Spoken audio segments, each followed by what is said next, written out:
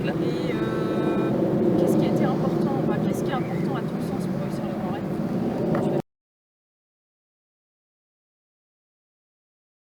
Et nous voici avec David Pasquiot pour notre petit rendez-vous du jeudi hebdo. Donc on est venu sur les terres de David à Douélan-sur-Mer. Vous pouvez admirer le magnifique décor tout autour de nous.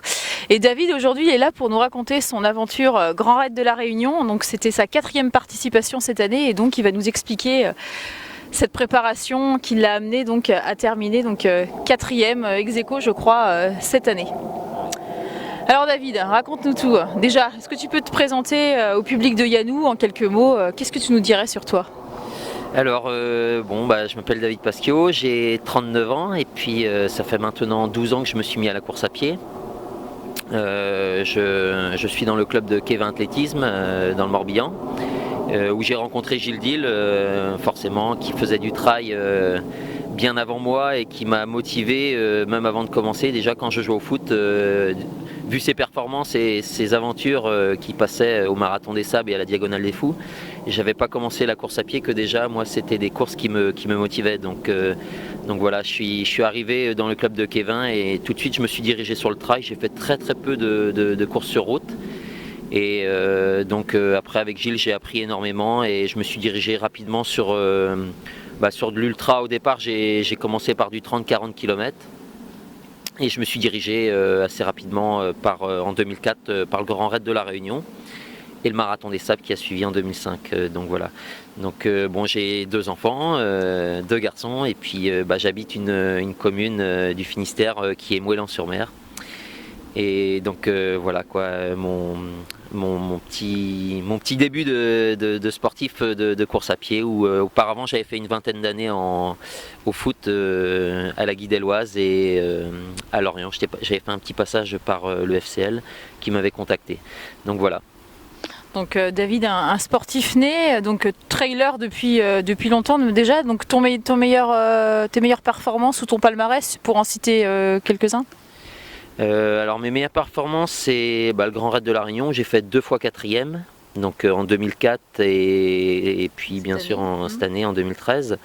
Le Marathon des Sables où j'ai fait 6e aussi, je pense que c'est peut-être la plus grosse perf que j'ai fait depuis que je fais du trail.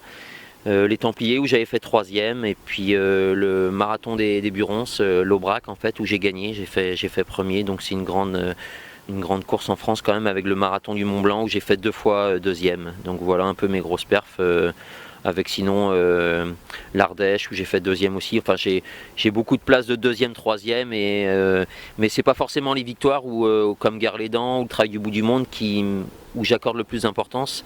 Je préfère en fait des courses où on est peut-être 10, 15 favoris et puis faire 4e ou 5e sur des courses comme ça, j'apprécie beaucoup plus que de gagner où en fait vous êtes annoncé comme favori, vous gagnez, c'est presque normal quoi.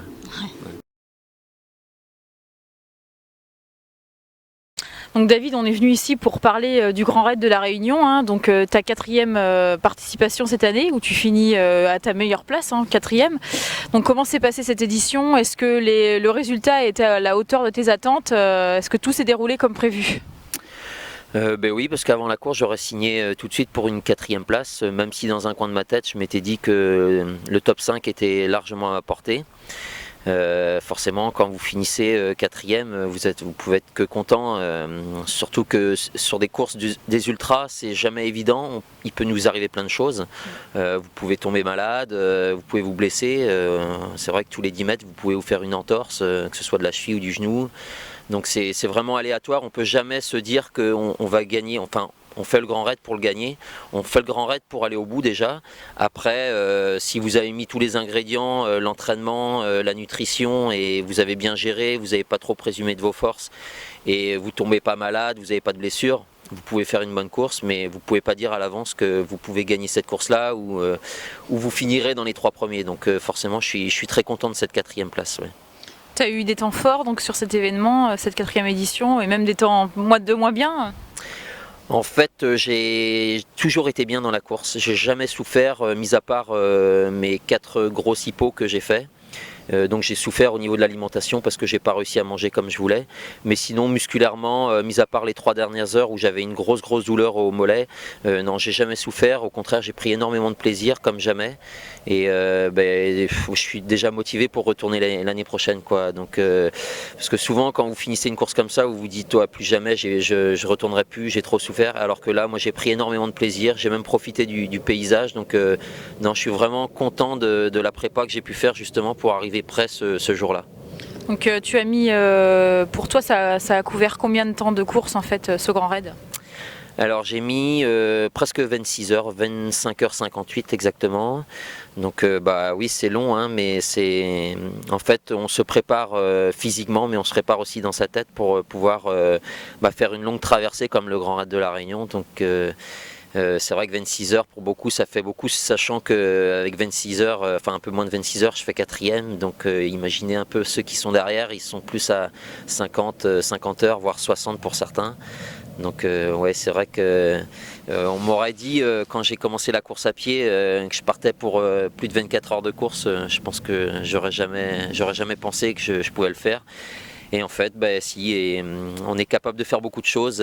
Justement, on se découvre sur ce genre d'épreuve et on est capable de repousser ses limites comme jamais. Donc c'est vrai que moi je le fais, mais il y en a beaucoup qui sont capables de le faire aussi.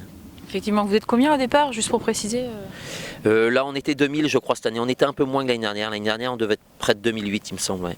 Donc les caractéristiques de cette course, pour rappeler un petit peu ceux qui ne la connaissent pas et qui se donneraient le défi de le faire en 2014. Alors, caractéristiques, donc c'est 165-170 km environ avec 10 000 mètres de dénivelé. Et pour les meilleurs, c'est 24 heures de course environ. Et pour ceux qui finissent plus dans la fin, c'est 65 heures. Donc voilà, une longue traversée avec des grosses montées, sachant que la première montée, déjà il y a 2500 mètres de dénivelé, vous passez de zéro au niveau de la mer, on monte à 2004 environ, pour les premiers c'est 5 heures de montée environ.